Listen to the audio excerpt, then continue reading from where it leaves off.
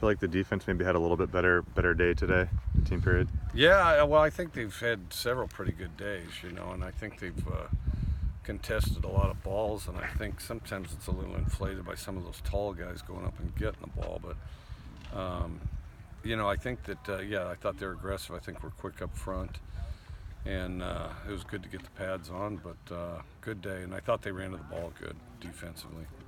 Are you trying to work a few of the offensive linemen into different spots and rotate it a little bit here in the next few days? Trying to see what they can do, kind of trying to see where they're at, those young guys, and get them acclimated some. Not really wholesale changes, because we don't want just a massive run through. We want to be able to get the playoff, but but we have been rolling them in. What do you see from Valencia? He's much improved. I think he's gotten stronger. Uses his hands better, moves his feet better. Really, he's just gotten a little quicker with all four limbs, and then it started in spring. He had a pretty good spring. Started a little slow and had a good spring, and he's continued to elevate from there. Was it by necessity that he played so much in the spring game? I'd have to think back. There is some necessity to that for sure. We wanted to play him quite a bit. In spring game, we split sides, but we don't have really a full 10, And so then what would happen is you'd try to play everybody, but then because he can play guard and tackle both.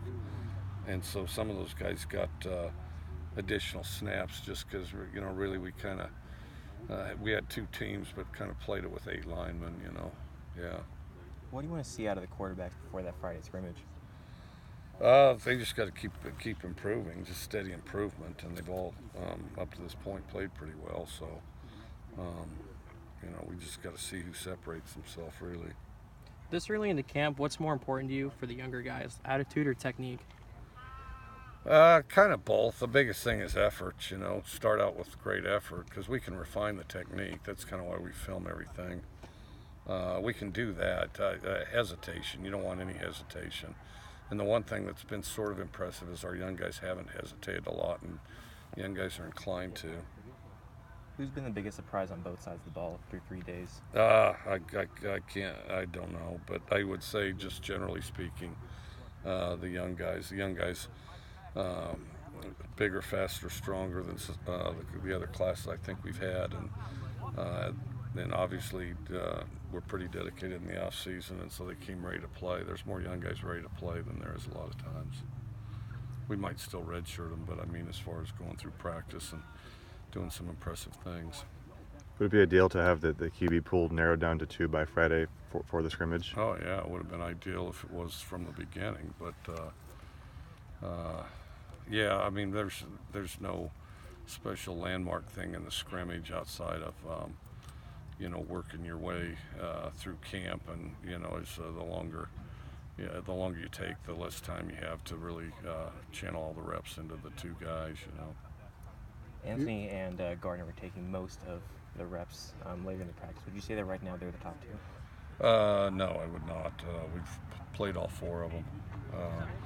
The day before we played 2 other guys, and then tomorrow we'll play. There'll be changes tomorrow too. Have you ever resorted to flipping a coin when it's this close? No, not really. I'll tell you what I did a camp in Japan, and it was hotter than hell. And it was at one of those stadiums where like the Tokyo Giants play, and it's AstroTurf. It was really hot, and it's off that AstroTurf. And so they had these, this big 7-on-7 tournament, where and it was contested. There were people fighting like crazy to win that sucker. So then they get up on the stage. I've never seen anything like this before or since, and I thought we invented it, but now I have my doubts. And so they go up there, and the teams that won their little thing got something like, I don't know how many, but like the final 4 teams. And this thing was decided by, I'm serious, it was like best out of 3, and they rock, paper, scissored their way through declaring a champion. So I don't know, it's something along the lines of everybody's a winner, but rock, paper, scissors decided or something did. But yeah, I'd never seen anything like it. And, you know, because there was a bit of a language barrier, so it took a minute to sort what exactly was going on, you know. Yeah. Rob Valencia kind of described Gardner as a crazy Luke Falk. Do you kind of know what he means by that? Well, he's got a lot of energy. You know, he's got a lot of energy and tempo, plays with a lot of enthusiasm and stuff like that. Yeah. In the past, you guys have sort of made up your backfield by committee. You guys dubbed it the three-headed monster. Do you feel like you're going to do something similar this season with Borgie, Harrington, and Williams? Yeah, I think so. Although I do think that as we get a guy playing, you know, better than the others, and as we, you know, really sort what plays they're best at, we'll personnel it, and there'll probably be a guy that gets more reps than the other two. And right now it's pretty tightly contested. You know, James has some explosive qualities. Borgie's looked impressive. And then, you know, Keith's effort kind of keeps him in the mix because he's flying all over the place and is very intense. Overheard you talking about Southway Pizza to the group, the family over there. What's your favorite non-football thing to do in Lewiston? Probably go to Southway Pizza. Well, when we used to stay here, we'd go to the movies. They have a real nice movie theater.